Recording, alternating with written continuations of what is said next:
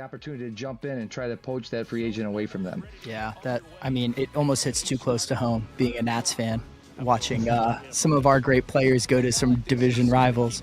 Yeah, Tim, I mean, you're feeling this in real life. You see Alex Bregman signing with the Red Sox, Juan Soto signing with the Mets. But Clayton, what do you have thoughts here for? I mean, you mentioned Bregman. Anybody that knows me knows I'm a Rangers fan. So when it comes to these rival rumors, if one pops up and the Astros are about to sign someone, even if I'm moderately interested, I'd rather break the bank than let them go to the Astros. So it makes it fun. It's kind of one of those things where it pops up in the last second. You may have to, change your strategy, change how you approach the off season. But again, it's immersive and it really gets you into it. I love just giving the players opportunities to do what the real GMs are thinking, right? Like all this depth you guys keep talking about is going to be really, really special in free agency. I mean, at minimum, it's like, okay, hey, maybe I can drive their price up, and make Houston pay more in the example of being a Rangers fan. So it's fun. And then speaking of opportunities, some opportunities will be on stalemate, if you will, with the new market setter logic, Clayton. What do you mean by this? Yeah, the market setters every offseason, there's big names that essentially prevent other players from signing. For example, say like a Vladdy makes it to free agency, he could hold up the entire market at first base until he signs, because people want to know, they want to, maintain their budget until Vladdy signs, and then once he's gone, then maybe they go to plan B or plan C. So we have some inherent logic in there that essentially drives this within our new free agency system. That was one of the big things that we really wanted to simulate this year too, was that one driving person on the market where they're going to change everything for us. Soto is an example where the right fielder is out there, top of the line player, where they go dictates where the rest of the players in that position are going to fall. They're at much quicker to navigate, but we'll keep improving. Yeah, and a lot of that comes from the feedback we get from all you guys listening out there. You guys, whether you think we do or we don't, we listen to what you guys say, the good and the bad. We read it all. So just understand that we're building this game for you guys, not for us. Yeah, and we're just going to keep hearing that feedback. The menus are such a W. Just going through them this cycle, it's been night and day compared to some of the years before. So it's amazing. Great stuff. All right, everybody in Twitch chat, keep your questions rolling, whether it's ambush hitting, more questions, we go through more topics. We will have another quick Q&A section at the very end. But for now, we will move on from ambush hitting and talk the new fielding throwing meter. Let's do it. Did you want to throw up that the vision on the screen, and then behind the scenes here, we're going to change what some of our dev kits. The throw meter, you're going to have, based on a player's arm accuracy, you're going to get that bigger blue zone for perfect throws. So you're going to have to make a decision on who you want in the field. Do you want that power bat, or do you want a little more arm accuracy for some of these guys throwing the ball? Yeah, so let's just talk a little bit about reaction time, okay? So let's get into one of the bigger changes. And we talked about it a little bit in the stream right before this. You guys heard me talking about how we've had outfield start transition animations in the game for quite some time. That opened up the offense a little bit more for more doubles to land, right? Tons of gappers in the outfield, right? Yeah, I mean, I think essentially the problem that we had was when you have everybody, doing the perfect jump every single time, all you could rely on was speed. So if I had a slow guy in the outfield, maybe he wouldn't get to a gapper, where if I had a fast guy, he would get to that ball. We changed that years ago, and that made a huge difference in allowing, the offensive side to get what they deserved, the gappers and the balls down the line. So you'll see really bad jumps. So we have misjudges, which are different than the start transitions. We have 4 layers of start transitions in the outfield. They're very specific. Like on line drives hit right at an outfielder, depending on their attribute. If I have a low-rated guy, a lot of times you'll see him get what we call a misjudge. So they'll take a step forward and go, oh, darn, and then have to go back to go get the ball, right? On balls hit to their right or to their left, they might jab, to the opposite direction and then go to the right direction. And that is how we're able to separate talent and ability and make a big difference of making defense matter, right? And so when let's just say if I'm in DD, and this matters everywhere you're playing across our game, but if I'm in DD and I care about I need to care about my defense, I'm going to be giving up more runs than I should be, depending on who I have out there in the outfield. So I'm really going to look for guys that are at least 70 up in the outfield. So like on average, I'm going to get better jumps in the outfield and get those balls. So what we did this year was we brought that to the infield. And so what's hard in terms of animation and speed, we already had reaction time for infielders, but that's different than what we added, okay? Reaction time for infielders used to just mean how quickly you move when the ball hit the bat. Right. And generally, your corner infielders are going to move before your middle infielders are going to move. And so there were very specific times, hundreds of seconds, and it really didn't make a huge difference in terms of getting to a ball or not. So what we did is we added animations where the perfect jump for an infielder on a start transition is literally just a crossover straight to where the ball is going. And the green, which is still good, is a very slight hundredths of a second difference in timing where he takes a slight like stutter step. But and even then that goes. hundredth of a second we've talked about makes a difference between a hit. Yeah. And an so, out. yeah. And then the worst is going to be your common infielders, your bronze infielders. These guys are going to get a lot of, that jab step before they go to the right or their left.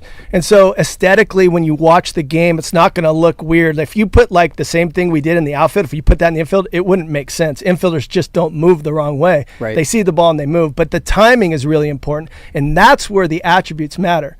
So now, if I got a ball, I can hit the ball in the same thing you just saw in the video before this stream. If you guys were tuned in, you saw the exact same hit. You saw 3 different plays. You saw a guy get to it easy with a blue start transition. That's a perfect. Yep. You saw a guy have to dive with a green start transition, the exact same hit. And then with the yellow start trans, he didn't even get to the ball. Yeah. So now what that does very specifically is it opens the offense up again, right? So now the defense is going to matter. I want guys that are out there, like I said, 70s and above, and it's scaled. So, you got your lower guys there, you're going to get tons of yellows. You get your higher guys there, you're going to get a bunch of greens and perfects. Yeah. So keep that in mind. Like, we want you to know that if you get that blue perfect start transition, you're going to be able to make the out. The green, it might take a slide. You might still be able to get it on your feet, but the yellows are going to really hurt you if you have a poor defender there in the infield. yeah, and it's like, and we were talking about this a little bit before the stream. Ashley and I were talking about, baseball's funny. A lot of stuff you don't really see in the stats in baseball. It takes a lot of time for you to see a difference in things.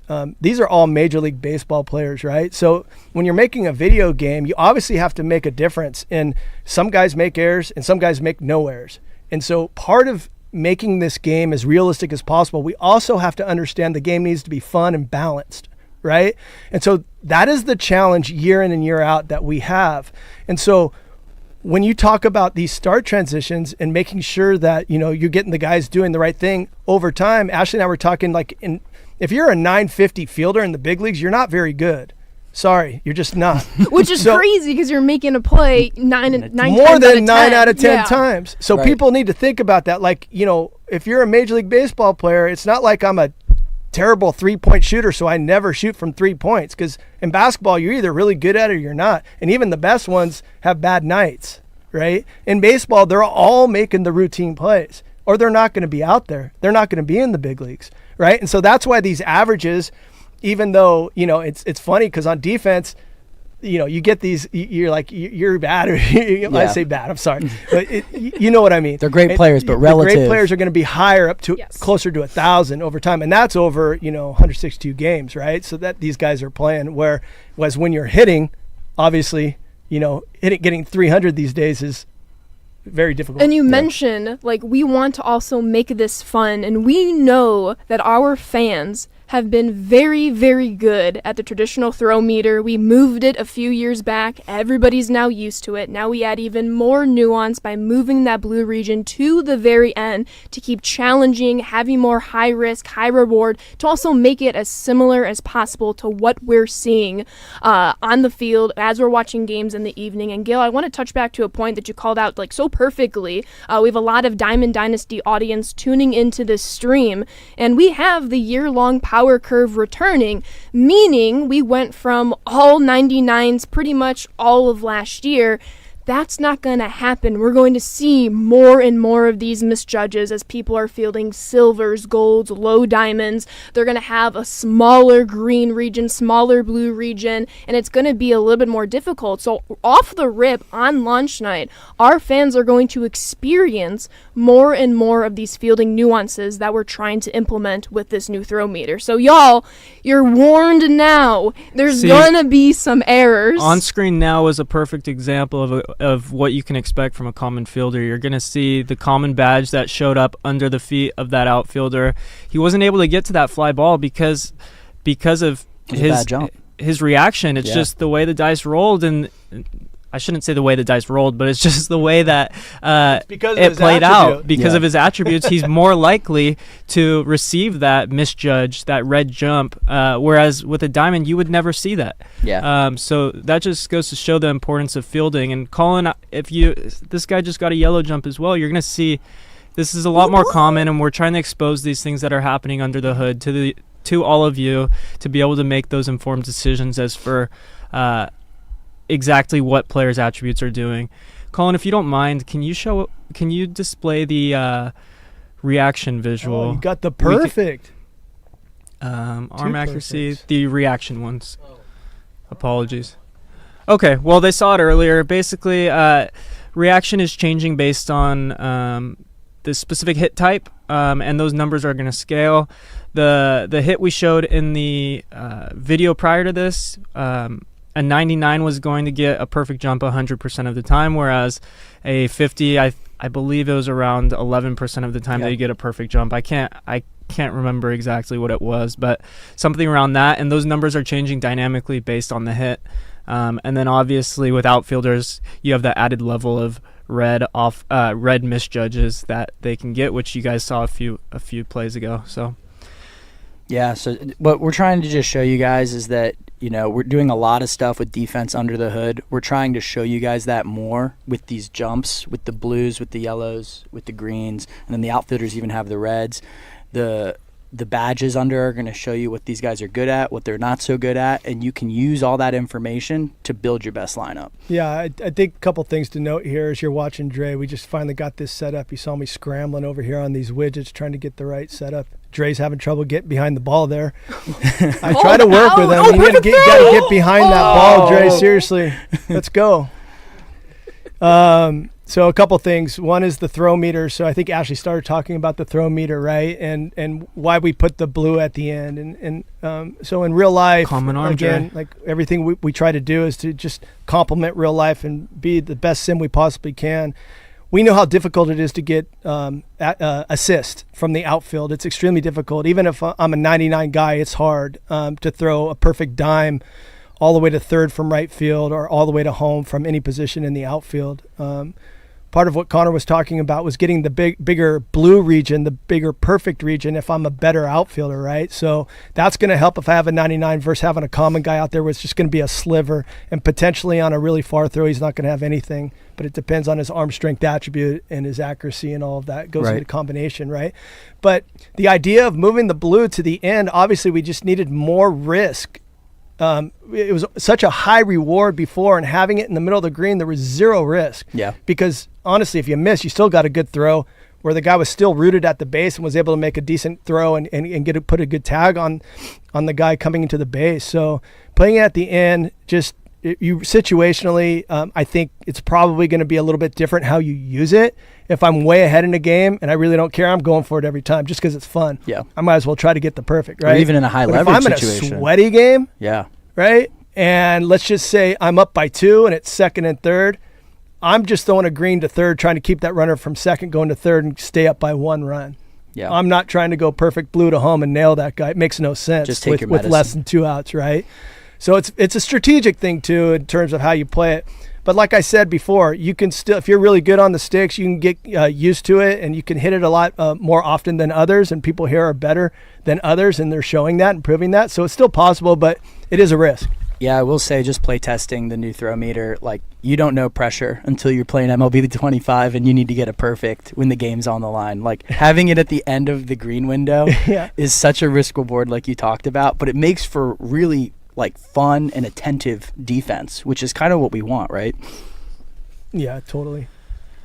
Absolutely. Again, everybody, keep your questions going. We're going to be moving on a little bit from our throw meter. We'll jump back at the very end for any last questions that you all throw in chat that we can answer best up until lunch. But Connor, talk to us about attribute exposure. Our fans have been seeing all these little different symbols, all the different colors.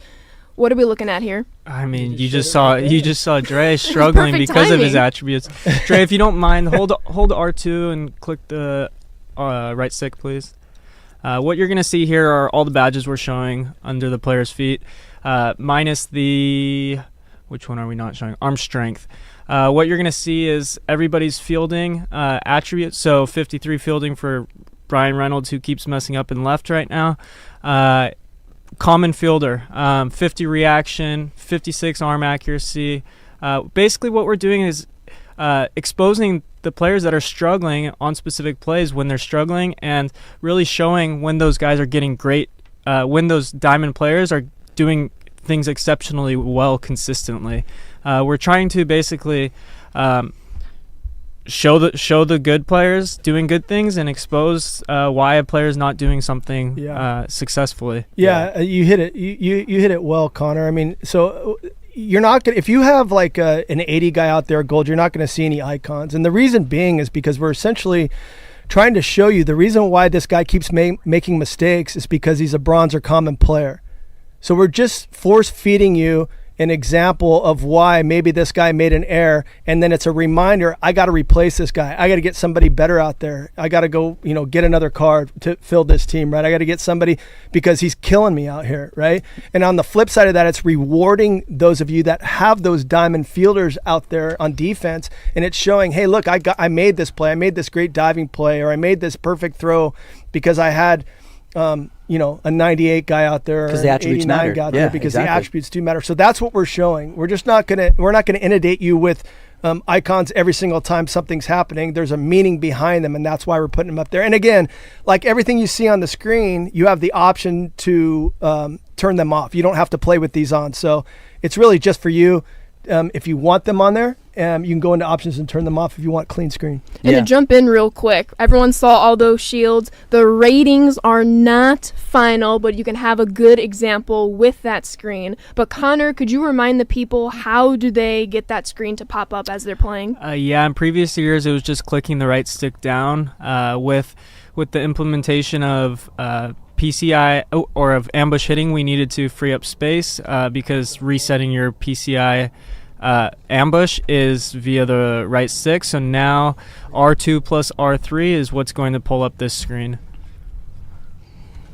Yeah, this is great.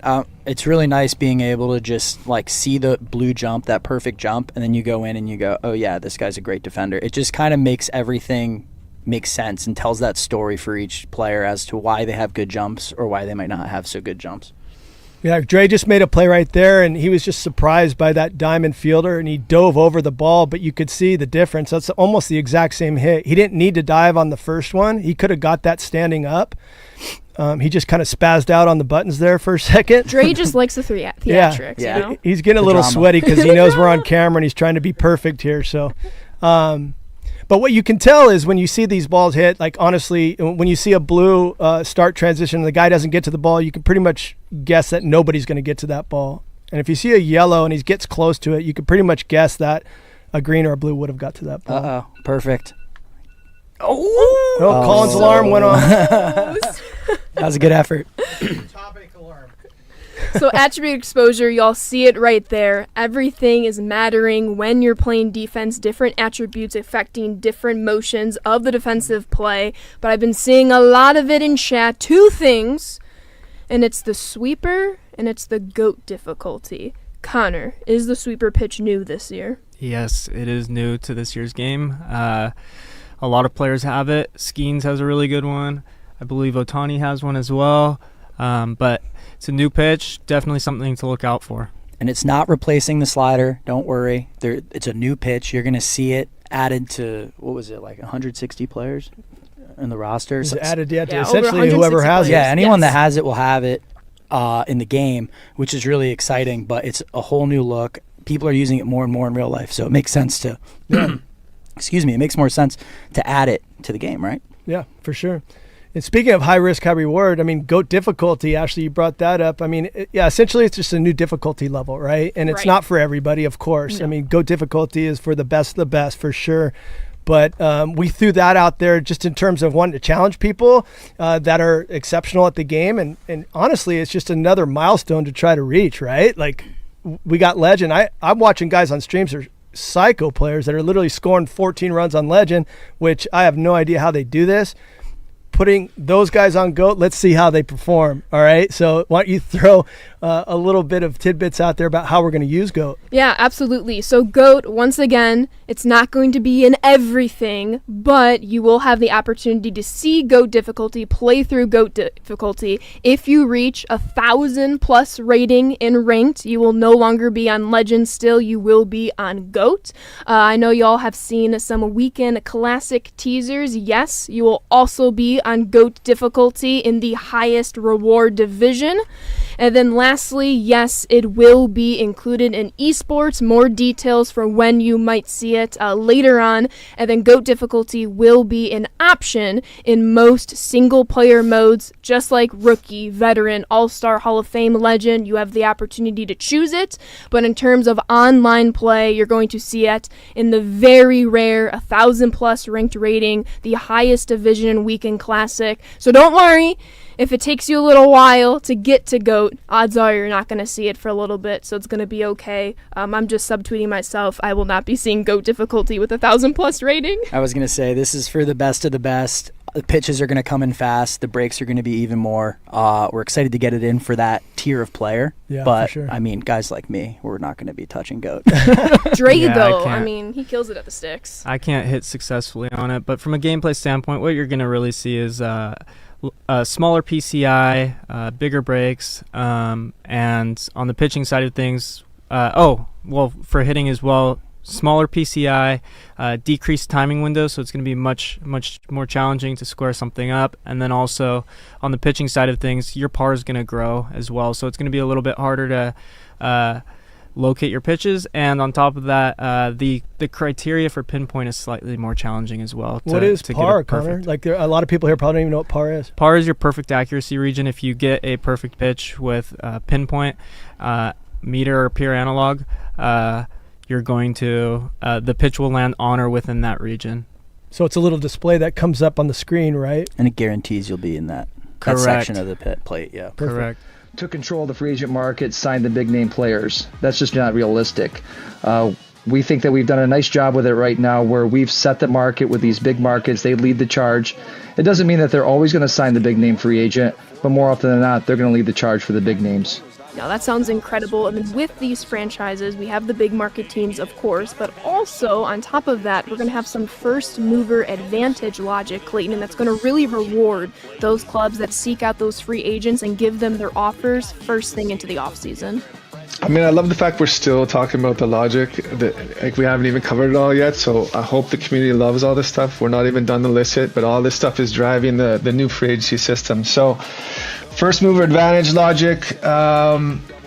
I think everybody wants to be wanted. Free agents want to be wanted, So, if you make that first offer, if you take that step forward, we're going to reward you in motivation. This free agent's going to be more motivated to sign with you. And conversely, if you sit back and wait and let the market play out and you don't make that first offer, free agents, you're going to get punished. They're not going to want to sign with you because you're not being aggressive. You're not aggressively pursuing them. They want to be pursued. They want to be wanted. They want to be wined and dined. So this is kind of that logic that's baked in there.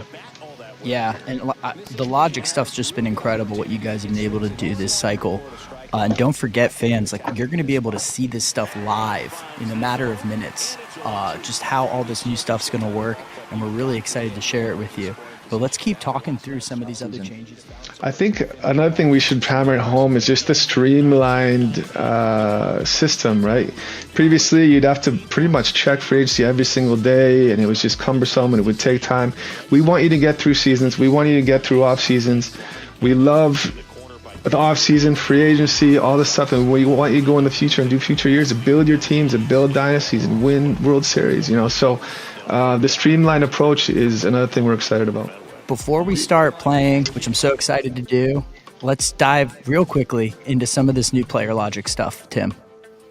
Yeah, so when we started this year, we really wanted to look at our player valuation logic and how can we make free agents and players on the team replicate their value in real life. And one of the things that we did was we took contract and arbitration and we tried to simulate the numbers and the values to be more close to real life than ever before. And we have models, we've ran numerous sims, numerous tests, we've looked at historical data for contracts, all that's played in part. So you'll see now first basemen have realistic contracts based on what their free agent market has been in the past, as well as shortstops. And there's also some wiggle room there. You'll also see now some contracts that may be inflated. Somebody really takes a flyer on someone, really goes above and beyond. So I think we're really, as a team, really proud of what we've come up with here for our contract and arbitration numbers. And it's going to be more closely resembling real life than ever before, especially our arbitration and contract numbers.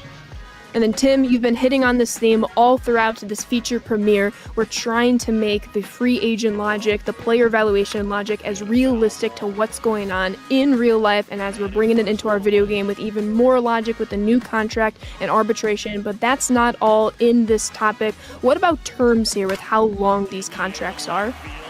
So we did a lot of research on this, and we wanted to make our terms as realistic as possible. So you will no longer see those 34, 35, 36-year-old players looking for 6-7 year deals, and they shouldn't be signing those. But on the flip side, you will see those young superstar players looking for 9, 10, 11-year deals, and they'll get those in this new free agent system. I mean, Tim, to your point, we're seeing opposite ends of the spectrum here. In real life, we see Soto snagging a 13-year deal, we see Christian Walker snagging a 3-year deal, and then we're going to see even more of that in franchise, in MLB The Show 25, of just how long or how short some of these contracts are going to be based off player age, what's the position availability or maybe not on the team, as we're trying to attract different free agents to our franchise squads. So as Tim would say, we want realism, when it comes to the contract values with terms. The realism was important to us. And these pieces, like when we talk about player evaluation, these are all like foundational pieces that we continue to improve on. And every year we do work in these categories. It's very important to us. It makes contract negotiations better. It's going to make the trades better. We're already seeing trades that are way better than we've seen in the past. So these are all foundational pieces with the player evaluation. Yeah, and like going into the player evaluation, realism still reigns supreme. I know you guys have done a lot of work improving the defensive war logic. Clayton, can you talk to me more about that? Yeah, it's bothered me for a few years. I think we were seeing guys that aren't, like they don't have the range of other players, kind of getting rewarded with our defensive war logic. So we wanted to reward guys that can actually get to the ball and make plays that other players can't, So we reworked the logic there. We're seeing some good outcomes. Again, it affects player evaluations, it affects trades, it affects, contract negotiations. So we've improved this, and guys that are really good defensively, have really good range, can make the spectacular highlight reel plays, they're going to get rewarded. And Clayton, it seems like we have a little bit of a theme going in MLB The Show 25. Just a couple of weeks ago for the gameplay feature premiere, our fans were able to listen from the gameplay team, see all the new defensive improvements. That defense is continuing to matter even more in MLB The Show 25, and that is no different for franchise in MLB The Show 25. Oh, we're picking up right on that. Obviously, you make a diving spectacular play, and if you have this range that like a first baseman compared to a shortstop, typically first basemen don't have that range. So we don't want to reward them for, making all the plays when they're not making the spectacular plays. It should be a balance of both, but when you have that extra range, you can reach balls that other players can't reach. You should be rewarded for it, and you should see it in your defensive war. All right, community, you hear it. Defense is mattering all throughout MLB The Show 25, but this isn't all for the player evaluation logic. Once again, fans, we will be playing this live on the couch in just a few minutes, but Tim, walk us through the upgraded trade metric logic. So the theme has been so far this offseason is that contracts matter, and contracts matter with trade value as well. So if you look at some of the players that you see in the hot stove in real life, some contracts are difficult to move, and the reason they're difficult to move is their value from the war or from the perspective of the teams is lower than what the contract value is assigned. And we're replicating that much closer now than we've ever done. Our prospects will see their values to be much higher than they've been in the past. And we also see a knock to those players that are overvalued based on their contract logic that is overpaying them. Yeah, you see a lot of immovable contracts now, and in the past we were probably seeing too many top prospects traded for essentially some of these older veterans on bad contracts. So we wanted to remedy that, and then on top of that, we have a two-way player trade metric system that we've introduced. So Ohtani is going to get his fair value, and then obviously through the amateur draft, you can find these two-way players, and you never know, you might get a generational two-way player like Ohtani. You're going to get his fair trade value if you decide to put him on the market. Yeah, I mean, MLB The Show 25 franchise mode, you're going to get all this in free agency.